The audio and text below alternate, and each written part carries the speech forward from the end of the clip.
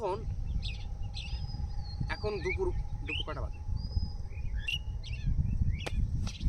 ওই 2টা বললেন, 3:30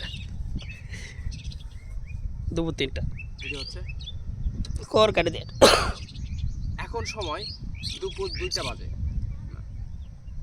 এখন সময় দুপুর 2টা বেজে 10 মিনিট।